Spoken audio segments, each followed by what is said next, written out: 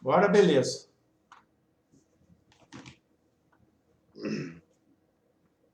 Aí, veja se está entrando legal aí agora, né? Deixa eu ver aqui. O Rafa entrou, deixa eu ver como é que está aqui no Facebook. É um programa novo aí, então a gente se bate bastante ainda. Vamos ver Dá para aqui. ouvir o som aí, cara? Dá, o som tá ok, Dá o som tá show de bola. Dá para me ouvir? Aí você estão aparecendo, Chicão. Oi? Não. Aí. Aí tá. Agora vai. Agora vai, né? Agora tá indo. Apareceu aí para você? Tem que rever isso aqui que não está. A imagem não está acontecendo. Deixa eu ver aqui. Deixa eu ver aqui. Veja aí se aparece. Que aqui tá tudo ok. Aí, beleza pura. Aí, pessoal, pedimos desculpas aí para vocês aí, deu um problema técnico, né? E nós estamos de volta aí com o nosso programa. Então, recomeçando, deixa eu colocar aqui alguma coisa que eu tinha que fazer aqui. Bem, pessoal, estamos iniciando mais um programa, O Ponto da Política. Eu sou o Chicão Somavila, editor deste programa, que vai ao ar e é realizado da cidade de Pinhais para o Brasil e para o mundo. Hoje, quarta-feira, dia 14 de maio, quinta-feira, 14 de maio de 2020. Esse programa também é transmitido simultaneamente pela Rádio FM Nova Pinhais e o seu áudio é transmitido nas quintas-feiras, às 11h30 da matina. Como eu sempre falo, espaço aberto e democrático, você pode participar aí, né, com perguntas, observações, críticas ou sugestões, né? E na conexão de hoje, para falar sobre o assunto que é o coronavírus na região metropolitana de Curitiba, estão na tela o jornalista José Pires e o filósofo Rafael Pires, lá de Curitiba, e o José Pires, aqui de Pinhais. É isso aí. Boa noite para vocês dois aí, José Pires, boa noite. Como é que está você? Os cumprimentos à comunidade. Boa noite, Chicão. Boa noite a todo mundo que está assistindo a live. Por aqui tudo certo, Chicão. Em isolamento total, trabalhando em casa, esperando passar a quarentena. É isso aí. Rafael Pires, boa noite. Agradeço também por ter aceitado o convite. Um grande abraço para você. Boa noite, Chicão. Tudo bem? Tudo bem, meu cara? Obrigado pelo convite aí. E estamos aí, né, cara? Estamos aí na quarentena, escondidos aí, saindo só para ir no mercado e olhe lá ainda, né? Quando tem dinheiro. É, isso aí. A coisa não está fácil não, né? Deixa eu ver aqui o Deilson Alexandre Faria. Boa noite, rapaziada. Só fera. O Guilherme Chelping Santos. Boa noite, Chicão e entrevistados. Agora sim, o áudio e o vídeo. Legal, pessoal. Vão nos informando aí qualquer problema que aconteça aí, que como o programa é um programa novo que nós instalamos, então, às vezes, dá esses problemas. E a gente, como a gente não é nem uma Bandeirantes, nem uma Globo, nem uma Record, né? A gente tem que fazer o serviço sozinho aqui, 3, 4 telas, né? E a gente tem que tocar o barco do jeito que dá na correnteza, se quebra o remo, você tem que dar um jeito de remar com as mãos e assim vai, né?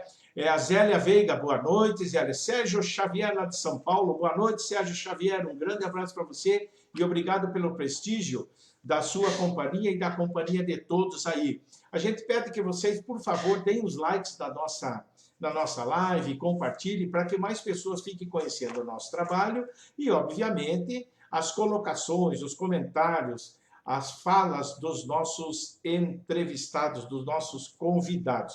E eu sempre, como eu falei primeiro, eu sempre inicio fazendo um apelo ao pessoal, a todas as pessoas sobre isolamento social. O isolamento social é a forma mais eficaz, diríamos até que é a única vacina que nós temos no momento para combater o avanço do coronavírus. Se você não trabalha em serviços essenciais,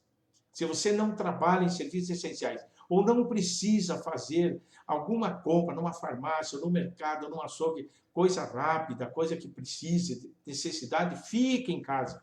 Não frequente praças, não fique andando para cima e para baixo, e principalmente, né, até eu tenho um pano aqui, eu vou mostrar, com máscara, né, uma hora o cara põe aqui a máscara e abaixa, põe o nariz, aí põe a máscara no queixo, outro pendura na testa, né? Pô, aí não tem condições, as pessoas têm que aprender a usar máscara. E seguir as recomendações aí, não do Bolsonaro, né? Que aquele usa máscara no sovaco, lá atrás, mais menos na cara, né? Esses dias atrás ele tem colocado até na cara aí, mas de vez em quando está lá coçando, né? As recomendações do Ministério da Saúde e da Organização Mundial e dos infectologistas, né? E de todas as pessoas que trabalham, os epidemiologistas, enfim, para que você não fique, olha, isso aqui é um pano, não é uma máscara, não fique toda hora lá, ajeitando a máscara, põe a máscara aqui, tira, coça o nariz. Não adianta, a tua mão infecta, depois você vai para cá, vai para lá, vai passar no olho, vai pôr na boca, você vai ficar contaminado também, infectado, né? Anderson Dudão, boa noite, Chicão, boa noite, Anderson, obrigado aí por estar nos acompanhando. Então, pessoal, vamos cuidar, vamos levar a sério, não vamos ficar frequentando praças, parques e etc, se a gente não precisa nesse momento. É preciso isolamento social. E já, para esquentar os tamborins, eu peço aí para os meus entrevistados aí, o Rafa Pires, que está lá em cima agora. Rafa Pires, qual a tua posição, como que você vê o isolamento social e como que você vê uma possibilidade de ser decretado um lockdown no Brasil ou em vários estados brasileiros? Depois a mesma pergunta fica para o José Pires também. Então, Chicão, o que nós temos que entender é o seguinte, que esse vírus ele só vai parar de ser contagioso se houver o distanciamento social e o isolamento social. A característica biológica do vírus ele só vai parar em situações específicas. Ele só vai parar quando tiver matado uma grande parte da população e essa população conseguir desenvolver o anticorpo. E esse é um preço muito caro que nós temos a pagar, porque eles são pilhas e pilhas de corpos. Né? Ou quando se desenvolver uma vacina, que até onde se sabe está longe de acontecer, ou algum antídoto, algum remédio, né? E é como você falou, o nosso único remédio, né, é o isolamento social, porque o vírus ele age biologicamente, ele não quer saber da situação, né? Ele age biologicamente. Então, cabe a nós, seres humanos, que temos a capacidade de pensar, de raciocinar, de optar pelo isolamento social, né? E eu acho que falta um pouco de noção, inclusive em alguns governantes, para tomar logo uma medida drástica. Porque ficar adiando o lockdown, por exemplo, isso vai fazer com que o ápice da pandemia ele só vá digamos, adiando o ápice, né? Então, eu acho que nós temos exemplos clássicos aí, a Espanha, a Itália, os Estados Unidos, né? São países que demoraram para agir e deu no que deu. Né? Não podemos correr esse tipo de risco, né? Legal. José Pires, como que você vê o isolamento social e uma possibilidade de ser decretado no Brasil ou em alguns estados, né, o lockdown? Chicão, o que está acontecendo agora em Campina Grande do Sul é uma medida desesperada, né, da Prefeitura Municipal para controlar o foco que apareceu na área rural da cidade. Então, três localidades estão no lockdown agora, que é o que a gente chama de isolamento horizontal. As pessoas só saem de casa para necessidades primordiais, né, para comprar alimentação, para ir na farmácia, enfim. É uma medida, infelizmente, tardia, né, porque morreram 2 pessoas da mesma família e tem uma terceira internada em estado grave na UTI, né, vivendo às custas de respirador. Então, assim, o grande medo é que o lockdown seja tarde para muita gente. Né? A gente sabe que Curitiba, região metropolitana, não existe um isolamento social. Assim, o que existe é uma falácia de vai se usar máscara, né? Vai se manter uma distância de 1,5 m, 2 metros dentro de lojas, enfim. Isso é uma fantasia, né? Basta uma volta no final de semana para você ver que os bares estão cheios de gente. Então, as pessoas, assim... Mas é importante, o muito... isolamento social é importante, na tua opinião, ou não? Não, extremamente necessário, extremamente primordial. Né? Infelizmente, eu acho que está chegando meio tarde. Esperamos que, assim, não chegue tarde como chegou para essa família em Campina Grande do Sul. Perfeito. Perfeito. Olha aqui, o Deilson Alexandre Faria. Ele está dizendo aqui, a Universidade de Washington, por meio de seu centro de pesquisas, prevê até o início de agosto 88.300 mortos. Né? Jéssica Mello, boa noite, está nos prestigiando aqui, muito legal, muito bacana, muito importante a presença de todos vocês aí, e a gente pede que vocês, por favor, deem os likes, compartilhem a nossa live para que mais pessoas conheçam o nosso trabalho e também conheçam as opiniões dos nossos convidados. Hoje eu estou aqui com o jornalista José Pires e o filósofo Rafael Pires, ambos, né? O idealizador do site Parágrafo 2, né? O José Pires, tem a colaboração aí também do Rafael Pires, né? Muito bacana. Depois aí você fala aí também, ó, Gisele Silva, boa noite, Jéssica Mello, boa noite, né? Depois fala um pouco também do Parágrafo 2 aí, que é muito importante, a imprensa alternativa, ela é muito importante para sair daquela mesmice, né? Ó, o Rafael caiu, mas ele já volta aí. E se durante a transmissão, quando cai, só reconectar de novo no mesmo link, tá ok? Então, vamos lá. José Pires, o mundo inteiro passa aí por um delicado momento na questão sanitária e na questão econômica. Especificamente no Brasil, eu estou pondo para cá, especificamente no Brasil, né?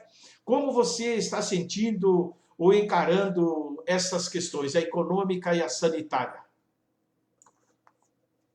Veja, Chicão, a gente tem uma crise econômica hoje agravada pela crise de saúde, né? Mas não que a crise de saúde seja responsável pela crise econômica, assim, ela só foi agravada. Então, assim, tem sido plantado no Brasil há um bom tempo, né? E isso tem sido feito, por exemplo, com o desmonte de políticas sociais, como a reforma trabalhista, por exemplo. Você tem se implantado uma crise econômica no país. Hoje, esse medo do desemprego durante a pandemia, isso só prova que a reforma trabalhista falhou grandiosamente, né? Só mostra que o emprego formal não é um emprego de verdade, é um subemprego. É um meio das pessoas apenas sobreviverem. E hoje as pessoas estão lutando para ter esse subemprego, para conseguir continuar na informalidade, para conseguir continuar vendendo as coisas na rua, dentro dos ônibus, enfim. Então, a gente vive hoje uma crise econômica agravada pela crise de saúde, né? Mas que é uma crise que já vem sendo gestada no país há muito tempo. Então, só vai se agravar, na minha visão. Perfeito. O Rafa Pires, acho que caiu a conexão dele lá, né? Deve estar com algum problema de internet, de transmissão. Deixa eu ver aqui como é que eu vejo mais comentários, mais pessoas aqui. Elas aparecem, mas aqui para mim não estão. As pessoas que estão curtindo e tudo não estão aparecendo aqui ainda. Ela demora um bom tanto aí para aparecer, mas vamos levando assim que o Rafael Pires conseguir reconectar, nós teremos ele de volta aí, né?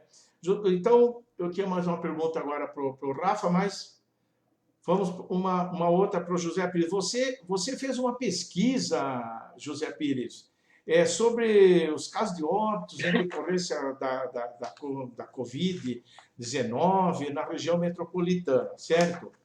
Eu gostaria que você inicialmente apontasse os dados de casos de óbitos, né, de uma forma geral, assim. Depois numa segunda resposta, né?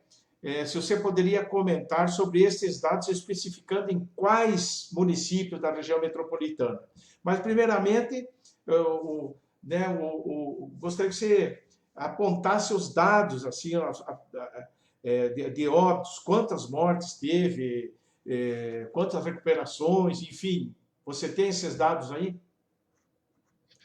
Então, Chicão, esses dados são da Secretaria Estadual de Saúde, né, do boletim Covid-19, que é publicado diariamente. Então, esses dados são de ontem ainda, provavelmente agora há pouco, isso é um novo boletim atualizado, então, assim, talvez dê alguma diferença, acredito que não muito grande. Na região metropolitana, as 29 cidades da região metropolitana, a gente tem 261 casos de Covid, com 13 mortes. E aí eu tenho aqui as cidades, Chicão, com o número de casos e mortes. Eu vou passar aqui para o pessoal que está assistindo. Então, em Agudos do Sul, 5 casos, Almirante Tamandaré, 14, Araucária, 13, Balsa Nova, 5, Campina Grande do Sul, 12 casos com 3 mortes, né? Tem 3 localidades agora, então, em lockdown. Campo do Tenente, caso. Campo Largo, 26 casos e 2 mortes. Campo Magro, 1 caso. Colombo, 23 casos. Contenda, 3 casos. Fazenda Rio Grande, 28 casos com 3 mortes. Itaperuçu, 6 casos. Lapa, 4. Mandirituba, 4. Pinhais, 36 casos, 2 mortes e 10 casos em investigação. Piraquara, 19 casos. 4 Barras, 3 casos. Quitandinha, 7 casos. Rio Branco do Sul, 4. Rio Negro, 3. E São José dos Pinhais, 44 casos e 3 mortes. São José, então, fica aí na frente. Pinhais me parece que atingiu 40 casos hoje. Ao menos os dados saíram hoje, em Pinhais. Já chegou a 40, então atualizou agora à tarde. Então. Isso. 40 casos, então. Com 3 mortes ainda. Exatamente. 2 mortes. Tá. E os casos recuperados também, né? José, e como que você vê isso? O que por exemplo, esse caso de Campina Grande aí foi numa área rural, né? Quando as pessoas pensavam, pô, que na área rural não chega, local isolado não chega. É um problema sério. O vírus, ele não vê local, ele vê o meio de transporte que ele possa usar para chegar onde for possível para ele, né? Então, Chão, eu não sei quem são essas pessoas e com que elas trabalhavam, né? Se trabalhavam com o comércio, ou se trabalhavam diretamente com o público. Assim, Campina Grande do Sul é importante a gente considerar esses dados que tem o Hospital Angelina Caron lá, né? Então, assim, milhares de pessoas de toda a região metropolitana, interior do estado, de outros estados, passam por lá todos os dias em busca de tratamento de saúde, né, de exame, de consulta, de internamento, cirurgia. Então, assim, a Campina Grande do Sul, assim, ela tem essa peculiaridade. O que é destaque para mim na região metropolitana é Pinhais e Fazenda Rio Grande. Assim, são 2 municípios assim com uma quantidade de habitantes não tão grande. A região metropolitana tem Fazenda Rio Grande tem 100 mil habitantes e Pinhais 132 mil. E assim, Pinhais é o menor município em extensão do estado do Paraná. São José dos Pinhais, por exemplo, tem mais de 300 mil habitantes, né? E é um município enorme, assim, muito maior do que Pinhais. E tem assim, 44 casos, o mesmo número de mortes, uma morte a mais do que Pinhais.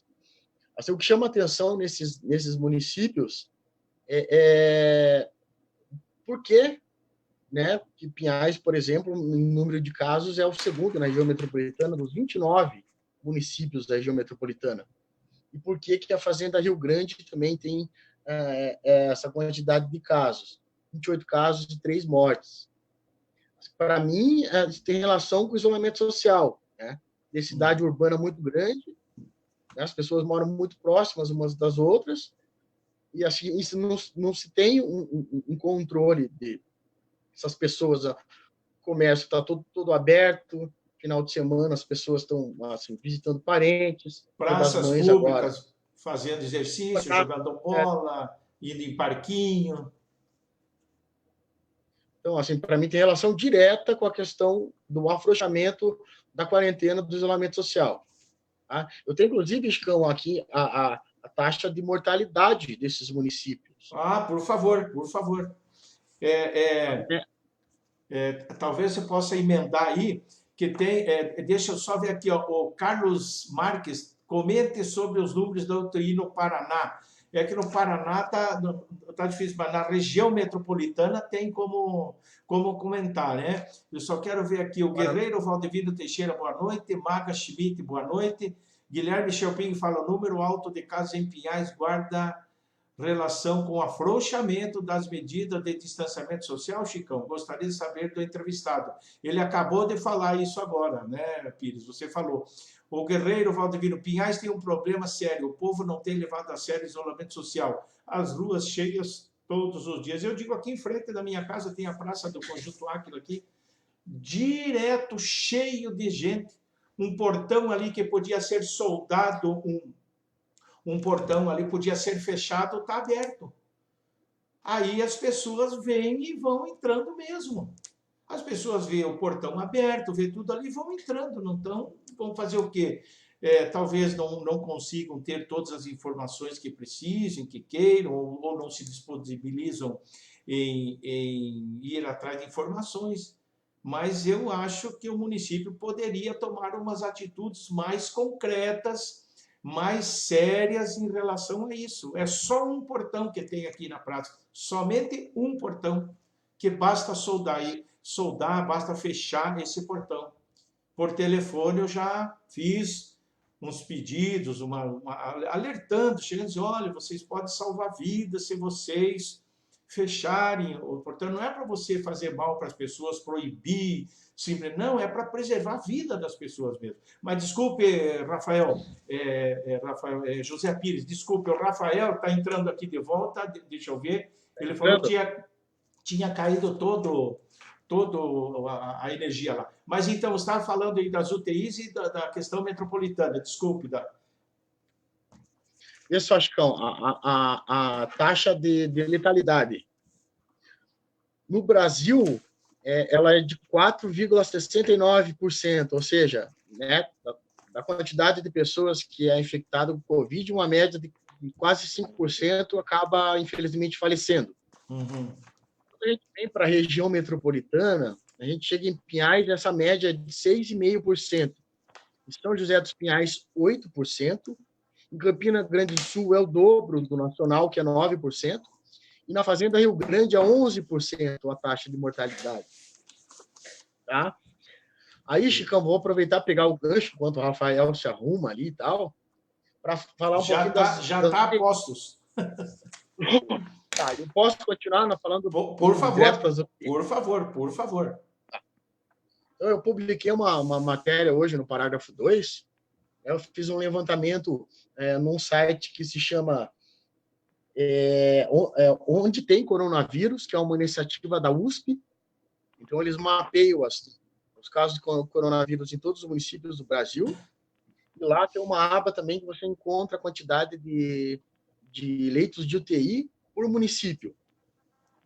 Então, assim, a região metropolitana tem uns 29 cidades, 3.693.000 pessoas. Uhum. E a gente tem aqui, existem 4 cidades na região metropolitana que têm leito de UTI. Somados, dá 371 leitos. Isso não significa que esses leitos estão vazios, esperando as pessoas. Não, provavelmente mais da metade já está ocupada. Eu não consegui encontrar dados sobre a ocupação desses leitos. Ficamos dá uma média de um leito para cada 9.956 pessoas no estado, na região metropolitana. Um leito para praticamente cada 10.000 pessoas. Um leito para cada 10.000 pessoas, praticamente. Tá? No Paraná, a gente tem 1.516 leitos. Dá, em média, né, para 11 milhões de habitantes, um leito para cada 7.255 paranaenses. A título de comparação, para a gente ver o quanto isso pode ser assustador, e é assustador, o estado do Amazonas, onde hoje, assim, provavelmente é o epicentro do coronavírus no Brasil, existem 6.710 leitos de UTI. Isso dá 5 vezes mais do que a quantidade do Paraná todo. Uhum. E lá a população é de 3.874.000 pessoas. Então, assim, bem menor do que a população do Paraná e só 180.000 pessoas a mais do que a região metropolitana de Curitiba. Lá já entrou em colapso há muito tempo. É importante a gente lembrar que esses leitos de UTI eles não são usados apenas para pessoas que estão internadas com coronavírus. Não, Perfeito. é para o cara que já foi de moto, para quem foi vítima de violência, doença, quem passou por uma cirurgia, está tratando alguma coisa crônica.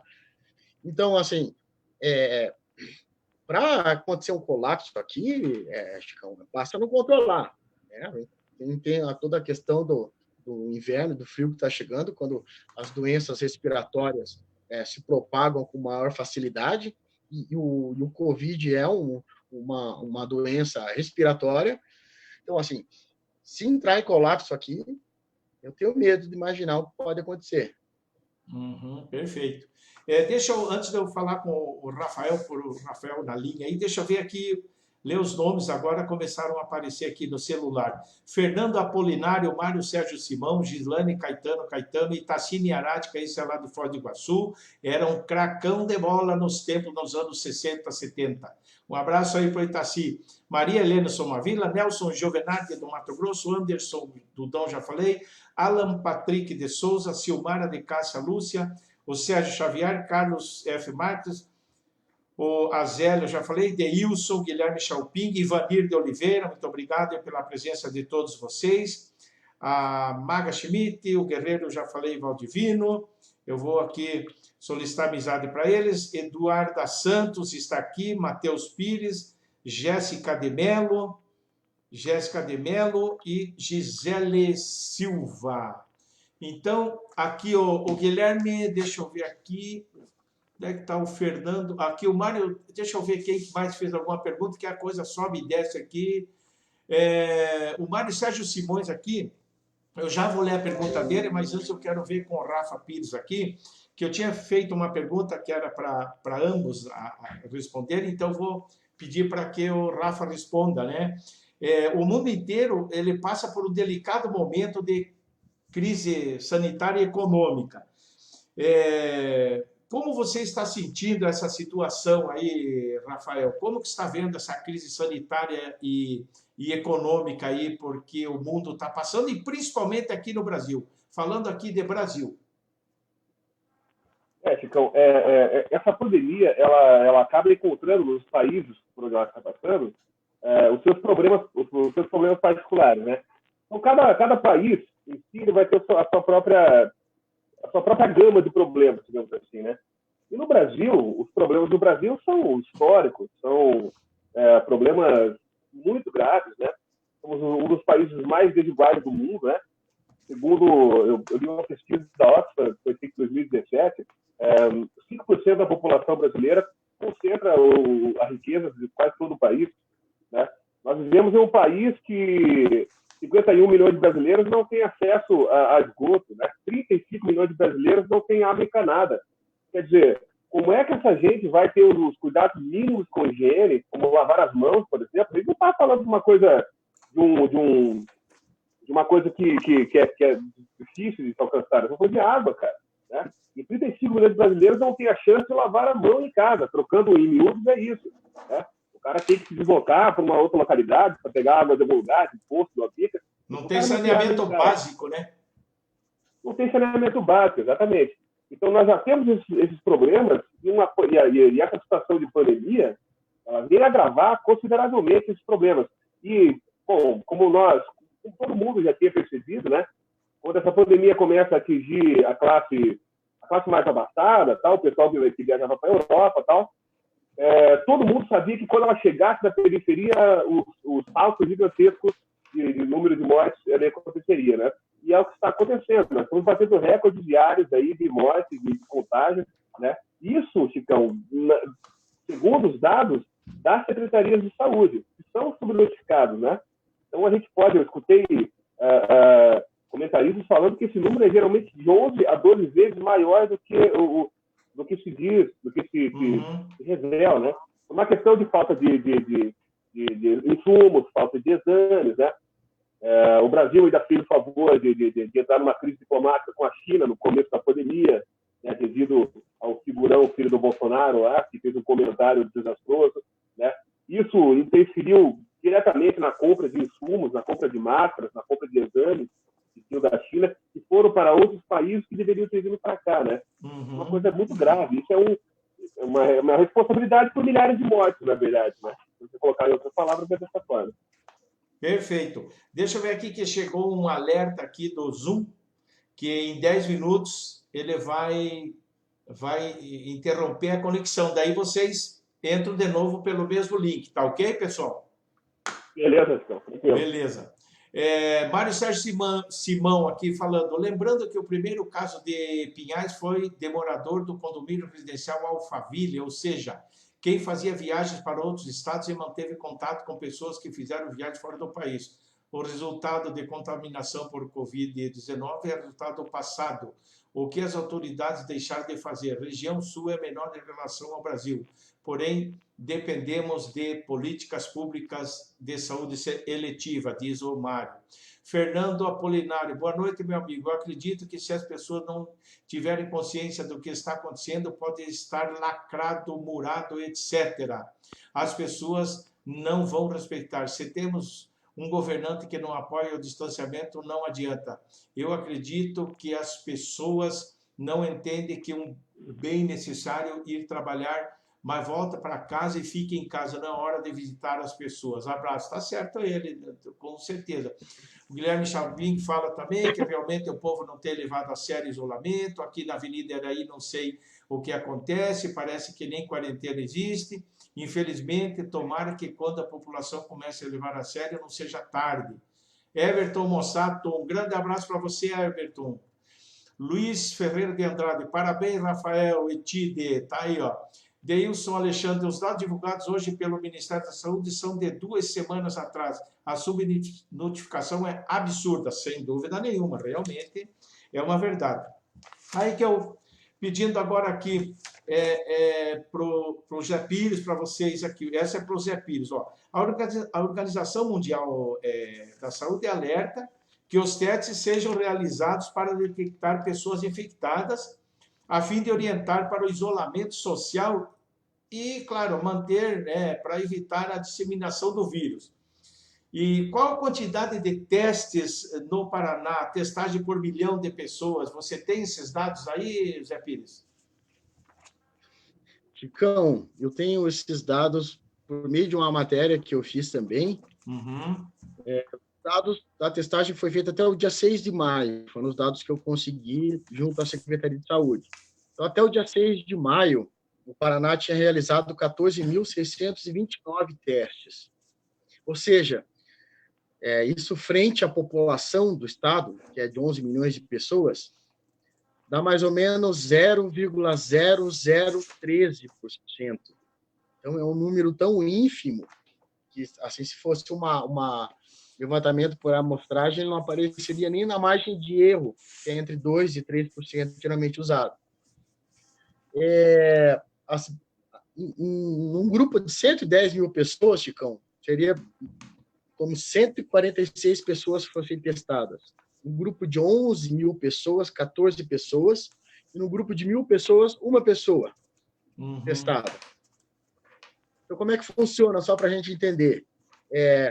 Hoje, agora, o estado do Paraná recebeu mais de 100 mil testes rápidos, né? Então, a gente deve ter um boom no número de casos, porque aumentou a testagem. Vai aumentar agora, a partir da semana que vem, provavelmente, segundo o secretário Beto Preto, que é o secretário de Saúde. O Laboratório Central do Estado, o LACEN, ele tem a capacidade de analisar 600 amostras por dia. Então, quem solicita são os hospitais, né? Para alguém chegar a um ponto de ser testado, ela precisa estar internada.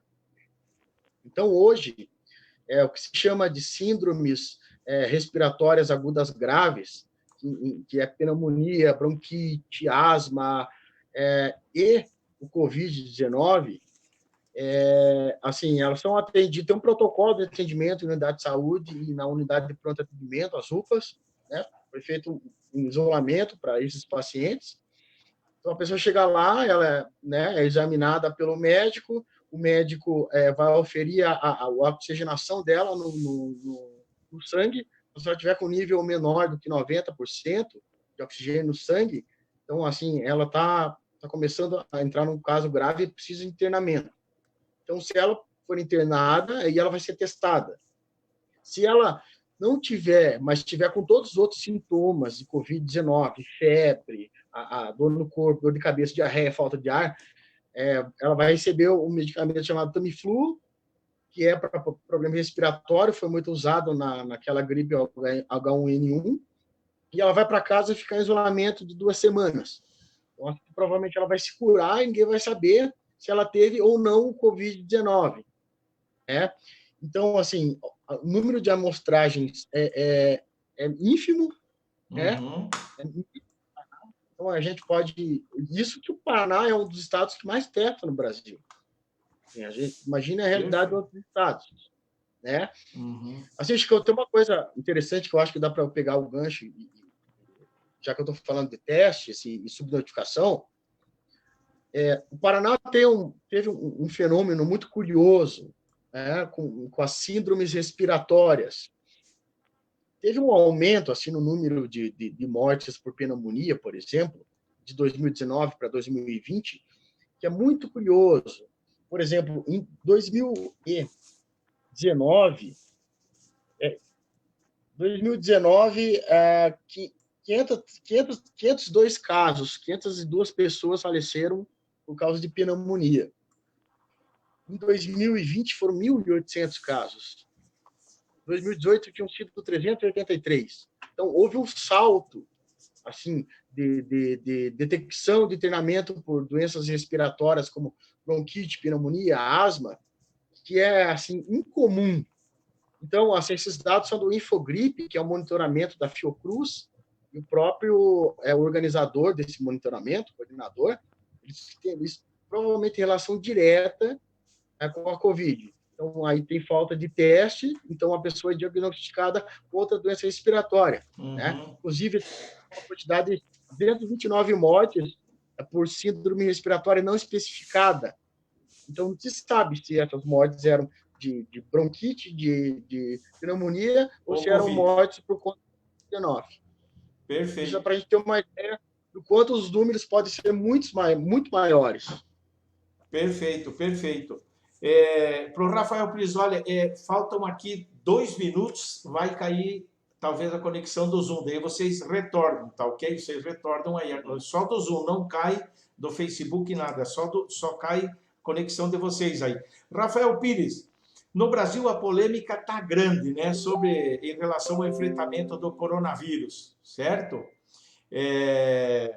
E como você analisaria a polêmica criada e alimentada todos os dias pelo presidente Bolsonaro no enfrentamento do coronavírus? Pode falar, se cair, depois você continua.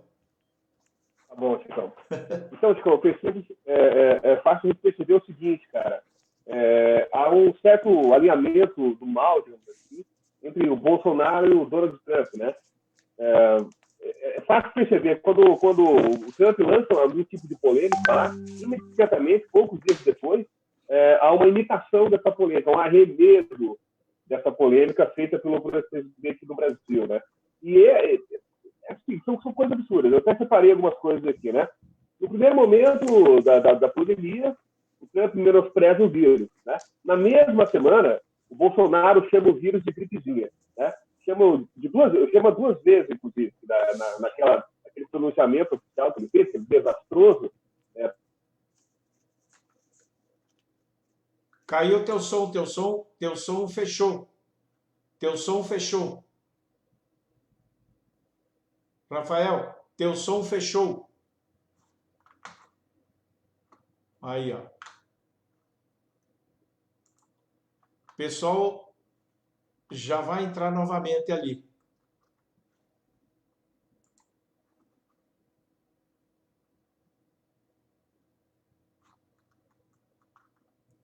Aí, ô Rafael, teu som fechou. Pires, está me ouvindo aí? José, está me ouvindo?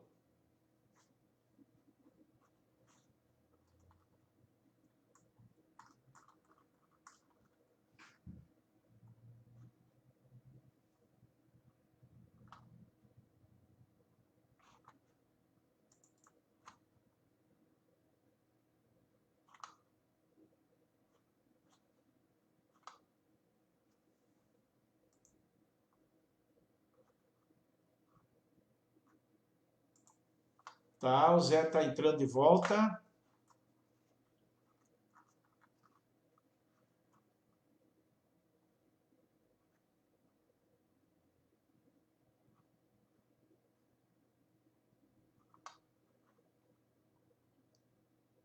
Zé, você está sem som.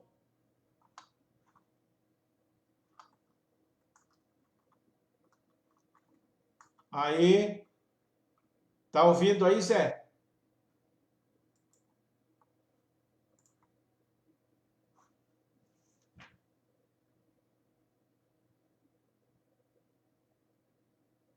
Aí, o Zé tá entrando de volta aí.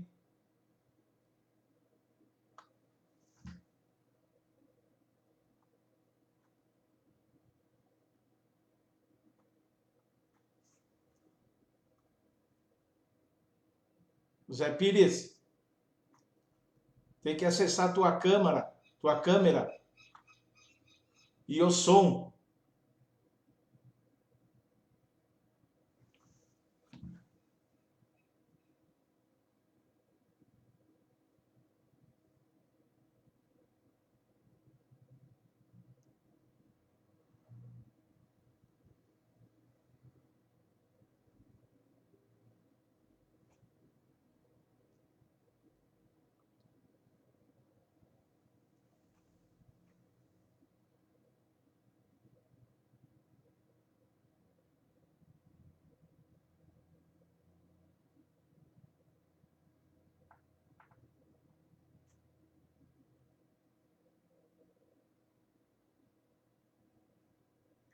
Aí, Zé, voltou? Voltou o Zé Pires. Tá me ouvindo? Você tem que acessar o mesmo procedimento. Opa, beleza. Beleza. Quero ver se está de volta aqui, senão nós vamos ter que entrar de novo. Não, tá de volta, eu acho. Tá de volta, né? Tá aí, ó, que o Rafael estava falando e a coisa caiu aqui. Aí, ó. Faz um positivo aí. Não, o meu tá tranquilo. Tá ouvindo? Mas eu acho que 46 minutos. Faz um positivo aí para mim ver. Ah, legal, estamos no ar aí de volta. O Rafa já chega aí, então, ele já retorna aí, ok? Enquanto isso, nós vamos indo para frente aí, né? Deixa eu ver aqui umas pessoas que fiquei sem ler aqui. Pá, pá, pá. A Jéssica Mello, eu falei. Gisele, boa noite. Carlos Marques, tal. Quero ver o Guilherme, já tinha lido. Tinha vários comentários aqui, ó. Everton Mossato, já falei. Parabéns ao Luiz Fernando, já tinha dado. Deilson, dado divulgado. Luiz Anselmo, boa noite. Chicão, José Pires e outros convidados. Flávia Eloá, me atrasei, diz ela. Luiz Anselmo, pergunta aos três amigos, quantas vítimas fatais vocês acreditam que o Brasil vai ter nessa pandemia? Olha, eu espero que seja o menor número possível, viu? Mas eu penso que tudo vai depender da forma que ela for abordada pelo governo federal, pelos governos estaduais e pelos governos municipais. Não pode haver esse distanciamento que o governo federal está fazendo dos prefeitos, com os governadores, está fazendo aí, sempre criando problemas e tudo. Vai depender tudo disso. O Everton Mossato, falta coragem dos prefeitos e governadores, estão atendendo aos interesses do mercado e deixando a população à própria sorte. Será que essa conta vai fechar nas próximas eleições? Afinal, morto não vota, diz ele. Rita Luciana dos Santos está dando um tchau aqui. A Eliane Castro, boa noite, está dando boa noite. Pois é, Pires, então nós vamos levando para frente aqui as perguntas que nós temos aqui, né? E, ó, a ciência, apesar dos esforços aí que estão sendo feitos, ainda não descobriu a vacina para combater o coronavírus, né? Na sua opinião, o que estaria reservado à humanidade em relação a isso? Essa, mais ou menos dentro dessas perguntas aqui que as pessoas estão falando, pedindo aqui em relação ao Brasil, mas a humanidade, né? Em relação à ação do vírus e à descoberta de anticorpos. Isso dependerá o quê? Das características locais das pandemias? Deixa eu ver aqui. Eu vou ver com o Rafael essa pergunta, esperar ele, então, ele vai entrar, esperar ele terminar, ele concluiu o que ele estava fazendo, falou? Ok. Olha, ele já está, já vai aparecer aí, o Rafael. Aí, Rafael, já estamos aí, você já está, só que não está aparecendo. Tiago Moraes, segue o modelo das previdões, Chicão. Covid, ele deu aqui o endereço, está aí na live. O interessante é que no Paraná a previsão é mais branda que outros estados, graças a Deus. Olha aí, chegou até mais claro o nosso amigo Rafael aí. Só acertar o áudio. E daí, se a gente... Ó, teu áudio está fechado, vou abrir aqui. Tem que abrir teu áudio aí. Tá? Aliás, você tem que abrir teu microfone. Aê, do tipo. Beleza, então, isso. Daí eu vou pedir para vocês que procurem, eu sei que é muito difícil procurar ser um pouco mais rápido nas respostas, porque em 2 aqui a conexão cai daí, sabe? Pelo Zoom é de graça, né? Não precisa pagar. Aqui o meu amigo aqui, professor Tiago Moraes, ele colocou aqui, Chicão segue o modelo das previsões, está aqui. Está aí na live. Muito obrigado aí, Eric Mello. Boa noite. Obrigado mesmo, Tiago Moraes. Muito obrigado. Então, Rafael, você estava falando sobre a pergunta, né, que eu tinha feito, né, que o Brasil, a polêmica está grande em relação ao enfrentamento ao coronavírus e como que você vê o posicionamento do presidente Bolsonaro, que procura uma encrenca hoje aqui, procura outra amanhã, já dorme pensando que bronca que ele vai arrumar para depois de amanhã. Como que você vê o comportamento dele nesse sentido? Então, Chicão, como eu estava te falando, ele segue o mesmo modelo que o Donald Trump está fazendo nos Estados Unidos, né? Ambos mobilizam suas bases eleitorais para causar uma espécie de caos, né? Nós temos os Estados Unidos, ao mesmo tempo que Donald Trump propõe para os seus seguidores, seus eleitores, que defendam a liberdade dos estados, mesmo que isso seja necessário pegar em armas. Lá você sabe, todo mundo praticamente tem armas. Aqui no Brasil, nós temos um presidente que incita a população a clamar por um golpe militar, né? Inclusive fazendo um acampamento, aquele acampamento de milícia, que os caras estão armados lá inclusive, o organizador pegou a Covid, foi acometido pela Covid-19. Exatamente. Né? E nós temos, por exemplo, Donald Trump pedindo a reabertura da economia, do Brasil também. Nós temos Donald Trump falando mal da China, falando que o vírus foi criado na China, e nós temos um incidente com o Eduardo Bolsonaro, que foi bem traumático para o Brasil. Né? Nós temos também Bolsonaro ampliando o comércio essencial, colocando academias, barbearias, salões de beleza. Né? Isso também, claro, nós temos que entender o seguinte, nas comunidades mais carentes, onde a milícia chefia, esses comércios que pagam a milícia, né? Então há uma certa pressão também dos grandes empresários, mas também por parte do próprio eleitorado bolsonarista, né?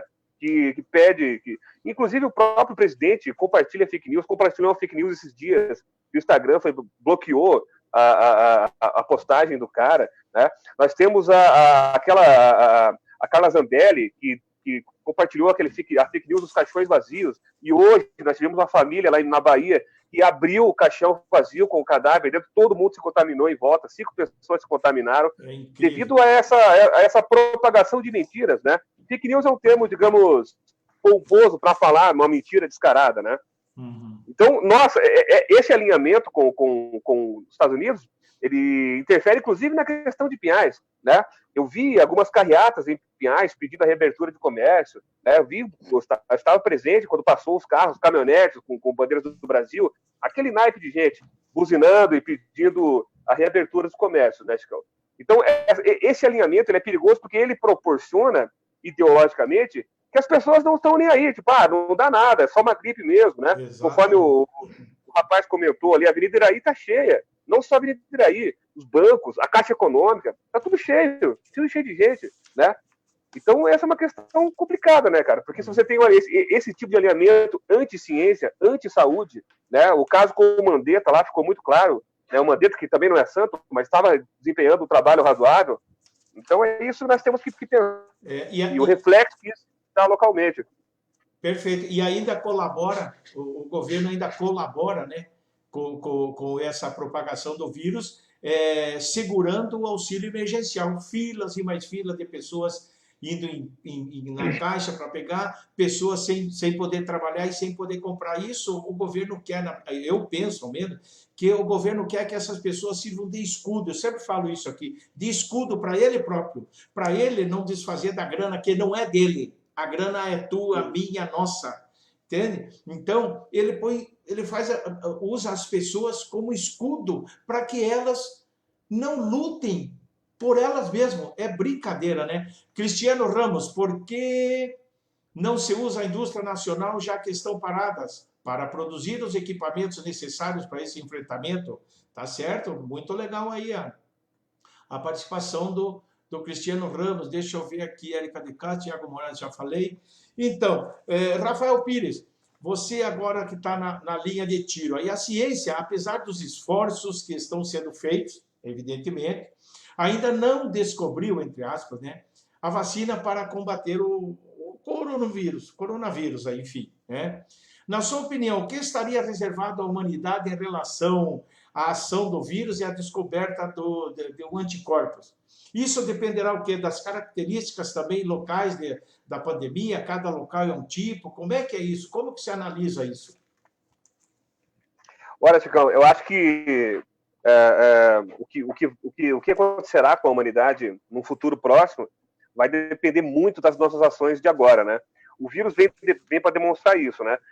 Uma semana de isolamento, ele reflete em uma baixa significativa no número de contágios. É uma semana que você não tem praticamente nenhum isolamento, na semana seguinte você tem uma pilha de corpos. Então nós temos o que será da humanidade vai depender das nossas próprias ações, inclusive das ações dos nossos governantes, né? E daí você tem um futuro sombrio, porque olha quem são os nossos governantes, né? No pior período do século, talvez, que estamos passando, nós temos o presidente que anda de jet ski enquanto você tem 700 mortos, né? Quando você tem 11 mil mortos no Brasil todo. Então, quer dizer, e a ciência, bom, o vírus veio demonstrar também que os investimentos corretos, eles são feitos na base de tudo, que é a base educacional, é a base do desenvolvimento científico, né? Era na universidade pública, onde você tem um ministro que chama que fala que na universidade só tem maconheiros, né? É na universidade pública, por exemplo, que estão sendo feitos os insumos, as máscaras, todo o aparato tecnológico para combater esse tipo de doença é desenvolvido em universidade pública. E é aí que devem estar os investimentos. E os investimentos que não foram feitos há décadas estão sendo cobrados agora, na saúde, na educação, né, na infraestrutura do país. O país é subdesenvolvido por uma questão política, né? E essa questão política está sendo cobrada agora, e cobrando da forma mais cruel possível, que é na forma de uma mortalidade, né, sem igual na história recente do país. Perfeito, vamos em frente aí. O Cristiano Ramos fala aí, o Moarama está organizando caravana para apoiar Bolsonaro em Brasília. Você veja só como que tudo bem, se for apoiar politicamente, por questões de políticas públicas, etc., e tudo, mas não venham apoiar aí para fim de isolamento, que isso aí, sinceramente, é um pensamento genocida, né? Deixa eu ver, o Bruno Gottard também está nos acompanhando aqui. Deixa eu ver quem mais. Sidney de Oliveira, boa noite, meu amigo Chicão, boa noite para você. É o padre Sidney de Oliveira, está lá em Garrafão do Norte, é isso, padre Sidney de Oliveira, lá no Pará. Salvo engano meu, desculpe. Solange Aparecida Pires de Melo, boa noite, está dando boa noite para a gente aqui também. Rafael Pires, para você aí daí, como filósofo, a Covid-19 trouxe à luz da razão, fiz uma pergunta aqui, que alguma coisa não vai bem no mundo, não vai bem, o modo produtivo e nas relações internacionais, né? Alguma coisa não vai bem. Basta ver as escassez de EPIs, aí em questão de produção concentrou tudo na China e tal, né? E outros equipamentos para enfrentar o coronavírus, a pandemia no mundo inteiro. Isso seria um indício da falência do sistema capitalista contemporâneo, da necessidade de revermos aí o modo de produção mundial. Você acha que devemos reestudar o relacionamento, claro, nas relações internacionais e o capital e trabalho? Com certeza, Chicão. Eu acho que se nós fizermos um pequeno recuo na história, o que nós podemos aprender com as grandes pandemias que a humanidade sofreu na história, fica evidente isso, né? O vírus se aproveita da situação em que o mundo se encontra, né? Posso citar alguns exemplos aqui rápidos, assim. Se nós pegarmos a peste bubônica, por exemplo, né? Por que a peste bubônica matou 1/3 da Europa? Matou 1/3 da Europa por motivos bem específicos daquele contexto. A falta de acesso à higiene, né? A crendice das pessoas que desconfiavam da ciência como bruxaria, né? A matança generalizada de gatos que proporcionou uma inundação de ratazanas na Europa, ratazanas com pulgas contaminadas, né? Com a peste, e que passou e matou cada 3 europeus, ela matou um. Né? Nós temos um exemplo em 1918, tivemos o surto de H1N1, né? Uma pandemia de gripe espanhola, que foi chamada depois erroneamente de gripe espanhola, né? Mas matou porque ela surge no período de guerra, onde todo mundo se contamina e depois todo mundo volta para casa, todo mundo traz para suas famílias, os soldados que participaram da Primeira Guerra, traz o H1N1 e aquilo mata a humanidade quase toda, né? E no momento atual nós temos isso, né? Nós temos nós temos que nos perguntar por que as pessoas, muitas pessoas não estão praticando isolamento social, né? Não é talvez por falta de consciência, mas também por uma precisão muito grande, né? Como é que você vai manter o isolamento social se você tem que pegar um Inter 2, você tem que pegar o Pinhais Campo Comprido, tá? E tem lá 200 pessoas, não tem condição, né? Então, a questão do modo produtivo, do sistema capitalista que você colocou, ele incide nisso. Se você se mantiver principalmente durante a pandemia, se mantiver essa sociedade de consumo como ela está constituída, as pessoas não têm outra opção. Ou elas vão trabalhar e correr o risco de morrer, ou ficar em casa e também correr o risco de morrer, né? Então, por isso tem que ter um enfrentamento sério das autoridades políticas, né? No sentido de proporcionar que as pessoas fiquem em casa mesmo, né? Eu estava lendo um dado hoje muito curioso. Foi liberado em ajuda de custo, em várias medidas, no total foram 12 trilhões de reais para os bancos. Né? Isso daria para pagar uma renda mínima de R$600 para 10 vezes a população do Brasil até o final do ano. Perfeito. Quer dizer, isso é uma medida política, isso é uma escolha política, é uma escolha de governante. Então, por isso que não vai ter dinheiro, que a economia vai quebrar. Isso é papo furado, isso é pressão de empresário, é pressão do velho da van, desses caras, Chicão. Tá? Exatamente. Deixa eu ver aqui. Clarice Kramer, boa noite, parabéns pela live. Denise Brice, um abraço ao nobre amigo Rafael. Guilherme Chelping, o presidente vive incitando o caos social, só quer ver lucros dos banqueiros e a população que se lasque, diz aqui o advogado Guilherme Chelping Santos. Solange Aparecido, já li. e tal. Então é o seguinte, nós estamos chegando quase ao final, quase não chegamos ainda, mas eu vou fazer uma pergunta aqui para ambos, né? A forma que o presidente Bolsonaro vem agindo em relação ao enfrentamento do coronavírus, que você acabou de falar, que copiou o Trump, né? Podemos tomar como um atentado contra a humanidade por parte de ambos? Quer José? responder, José? Pode começar. Pode mandar. Eu acho assim, Chicão, eu acho que ele está fazendo uma aposta política muito alta, né? E a saída dele não vai ser. Ele está se isolando politicamente, se isolou a partir do judiciário, se isolou com o legislativo, né? E a saída dele não vai ser outra, a não ser tentar propor um golpe ou tentar propor instigar algum tipo de caos social, que ao que parece é o que ele está tentando fazer, né? Mantendo esses grupos, inclusive nós sabemos nós acompanhamos o que aconteceu no Ceará lá, né? Ele tem boa parte dos policiais que são envolvidos com milícia estão com ele, e isso é um perigo social iminente, né? Uhum. Eu acho que uma característica de golpe não seria igual ao que foi em 64, mas seria uma coisa diferente, né? E sim, ele sabe que ele vai ser acusado, né? Não só nacionalmente, mas internacionalmente, porque não é irresponsabilidade, mas já é crime, né, Chicão? Você optar em não fazer nada, né? O cara é um incompetente. Não é só incompetente. É uma opção política dele é não fazer nada. É aquilo que se chama a necropolítica, né? A opção em não fazer nada, a opção em deixar realmente uma parte da população morrer, a opção em beneficiar as camadas já muito historicamente beneficiadas da sociedade. Então, isso é crime, isso não é irresponsabilidade mais. Né? É crime, tem um já. limite ali dele. Perfeito. E pergunta, eu gostaria de ouvir vocês dois nessa aqui que eu vou fazer.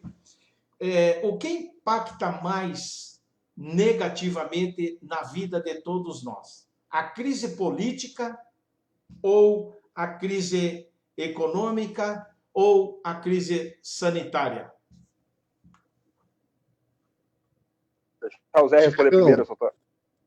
Tá, eu particularmente não consigo ver separação entre as três, né? Uhum. O governo federal hoje não tem nenhuma medida efetiva no combate ao Covid. O que o governo federal tem feito? Tem mantido os hospitais que estão tratando as pessoas que já estão doentes, né? Ele foi obrigado pelo Congresso a dar esse auxílio emergencial de R$600 por mês, porque a intenção dele era dar R$200. Então, assim, e daí não tem assim, um plano específico de combate ao Covid. Eu acredito que talvez essa realidade mude um pouco agora com a testagem em massa, porque a intenção da testagem em massa não é só alarmar as pessoas com a quantidade de casos que se constate, criar, né, você ter possibilidade de criar políticas públicas para, sei lá, isolar um grupo, trabalhar numa empresa onde tem um foco. É para isso que serve a testagem em massa. Eu acredito daí que vai acirrar ainda mais a queda de braço entre ele e entre os governadores, porque assim muitos governadores vão ser obrigados a apelar para o lockdown, né? Talvez no estado todo. Acho que São Paulo, de repente, aconteça isso em breve. O João Dória já deixou isso claro em alguns discursos. E o Bolsonaro vai ficar nessa ainda de negar a realidade, de jogar a responsabilidade de manter a economia nas costas do trabalhador, né, para não tirar recursos do governo e usar os recursos em outras coisas, como o Rafa bem falou, que é aí aumentar a rentabilidade e manter a rentabilidade de bancos, flexibilizando um monte de coisas. Assim, eu vejo que assim, eu não consigo dizer qual delas é mais danosa. Né? Eu acho que são interdependentes. Assim. É claro que a de saúde ceifa diretamente a vida das pessoas, de uma hora para outra. Só entra para o hospital, 2 dias depois morre, mas a econômica te faz morrer em questão de meses. As três estão interligadas. Exatamente. Legal. Rafael Pires. Chicão, eu concordo plenamente com o que o Zé falou, com o que você também reportou, né? Eu acho que a nossa crise ela tem os agravantes que nós já tínhamos nas nossas crises históricas. Né? O pobre no Brasil está em crise há 500 anos. Né? Então, nós temos a nossa crise social, nossa própria crise política, que começa lá em 2013 e tem o desfecho de 2016. Né? E você tem essa figura abjeta do Bolsonaro surgindo na política brasileira. E nós não podemos esquecer, Chicão, que o Bolsonaro publicou hoje uma medida provisória que livra líderes políticos de responsabilidade com as mortes de coronavírus. Né? Isso é um atestado de culpa. Né? Está dizendo o seguinte, ó, eu não fiz nada, eu optei em não fazer nada, então eu crio uma medida aqui para não ser julgado posteriormente. Mas mas pode ser mais uma medida provisória que vai morrer na casca lá no Congresso, que não passa. Tem que morrer na casca, né, Chicão? Essa tem que morrer na casca, né? Porque isso não é um absurdo virar lei, isso, né? E eu acho que eu concordo com o Zé. Eu acho que a nossa crise, ela é uma super crise, né?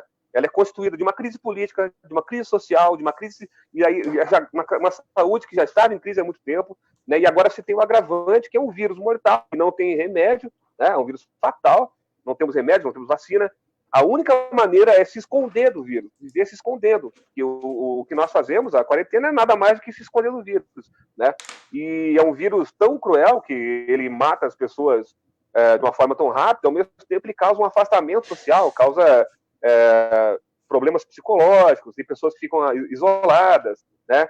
Tipo, de você fazer um gesto mais simples, que é dar um abraço naquela pessoa querida. Né? Então, ele é uma situação dura para o ser humano. Né? E para nós, ela tem essas especificidades. Né?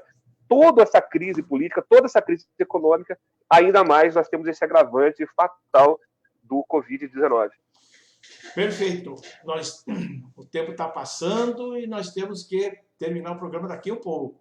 Luiz Ferreira de Andrade, boa noite. José, Rafa e Chicão. Antônio Florencio fala, tô na área, Chicão. Guilherme Chalping está falando aqui, meus parabéns ao Chicão, ao Rafael e ao José. Debate muito legal e importante para o nosso aprendizado. Deixa eu ver aqui, a Solange de Lima, ela passou aqui alguns filósofos como Agamben e Byung-Chul Han estão preocupados e desenvolvendo discussões sobre os abusos do Estado neste momento de pandemia. Como vocês encaram a possibilidade de um acirramento nas práticas autoritárias no Brasil? Eu peço que, se for possível, sejam sucintos aí nessas finalizações quase. Chico, eu acho que esse é o momento propício para ou uma coisa muito ruim ou uma coisa boa acontecer. Né? O que seria uma coisa ruim? Essa escalada autoritária que já vem acontecendo, né? E nós temos aí a prova viva de que isso está acontecendo no Brasil dia após dia, essa escalada autoritária do governo federal, né? Ainda mais com todo esse exército de robôs que suflam essa né? Só que ao mesmo tempo também nós temos que pensar de forma dialética que isso pode ser uma chance também de tentar algum tipo de mudança estrutural séria no país, né? Porque o que nós temos agora de instituição pública é o que sobrou do que o neoliberalismo deixou, né? As estruturas sociais que temos é o que sobrou Então é uma política mortal, que é a política do neoliberalismo, que pode ser também agora rompido com isso. Então acho que vai depender da posição que as pessoas começarem a tomar a partir de agora. Né? Essa luta, digamos, política, ela vai ser super importante. Essa luta que virá após o coronavírus vai ser muito importante. Ou nós teremos uma escala autoritária mesmo no país para combater, porque, claro, se nós pensarmos dialeticamente, é o seguinte: nós vamos ter uma crise generalizada e essa crise vai gerar uma revolta da população. E aí, a revolta da população, ou ela vai conseguir derrubar esses entraves históricos, ou ela será sufocada através de um governo ditatorial. Eu só consigo perceber essas duas saídas no momento, né? Tendo esse horizonte que nós estamos tendo agora, né, Chicão? Perfeito. E você, Zé Pires? Chicão, eu vejo que se desenha um caminho para o neoliberalismo assumir de volta o poder no Brasil, como foi na época do FHC, a saída do Moro agora do governo. Né? Percebe a Rede Globo assim, fazendo uma pré-campanha para ele, para a presidência. A gente percebe figuras como João Dória, né, que sempre foram neoliberais, com bastante espaço na mídia e tomando a frente, né, do enfrentamento do Covid nos estados. O Bolsonaro é uma figura extremamente desgastada, se aproximando do Centrão agora. O Centrão, assim, não tem valor, mas tem preço. A gente sabe que tem um representante aqui de Pinhais, o deputado Luizão, que hoje é do Centrão, né, que já foi alguém do PT, que é uma pessoa assim que vai para onde os ventos sopram. E assim, eu vejo o desenho, né, provavelmente o Brasil no próximo mandato presidencial sendo governado por um neoliberal. Assim. Eu acho muito difícil de fugir disso, mesmo porque tem grandes veículos de comunicação, como a Globo, por exemplo, dando um grande apoio. Será para ver, né, Chico? Legal, legal, bacana. Deixa eu ver aqui, a Maga Schmidt, desculpe. Parabéns pelo debate, Rafael e José Aristides, vocês, José. Vocês estão sendo bem específicos sobre a política e Covid-19. Parabéns, Chicão. Este debate valeu. Obrigado. Guerreiro, parabéns, Rafa. Muito boa lembrança da espinheira que o pobre atravessa há 500 anos. Gisele Silva, com tantas mortes e tantas pessoas contaminadas, infelizmente ainda tem pessoas que acham que é tudo politicagem e acreditam que esse vírus não é tão ameaçador. Então, pessoal, é o seguinte, nós estamos chegando ao final aí. Eu deixaria aqui um espaço para vocês fazerem, enfim, suas considerações finais, suas breves considerações finais, que o tempo já está rareando também. Quem que começa? Bom, mas posso começar. Vai lá, então. Gostaria de agradecer aí, Chicão, o seu convite, né? De conversar com você e com o José aí, que é um cara, um companheiro meu de luta há muito tempo também. E agradecer a todas as pessoas que nos ouviram até agora, tiveram paciência de nos ouvir. E, assim, nós temos que ter um pouco o pensamento de que o isolamento social, agora, nesse momento, ele também é uma luta política, né? Ele também é uma resistência política, né? Já que você tem um governo que te empurra para a morte, né? Só que nós temos que balancear também e ver como nós podemos pressionar para que isso se mantenha para todas as pessoas, para que todos tenham o direito de ter o isolamento social, né? E acaba sendo a única maneira de fugir desse vírus terrível, né, Chico? Acho que é isso aí. Você, Zé Pires. Então, obrigado pelo convite, mais uma vez, meu amigo, de bater um papo com você aí. Eu queria aproveitar para fazer um merchan, esses dados que eu trouxe hoje Fique sobre à vontade. De leitos na região metropolitana de Curitiba e no estado, sobre a quantidade de testagem no estado do Paraná.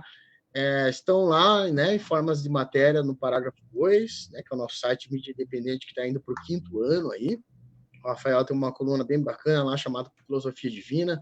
Tem uma quantidade de gente interessantíssima lá, escrevendo sobre política, fazendo análise política, análise histórica.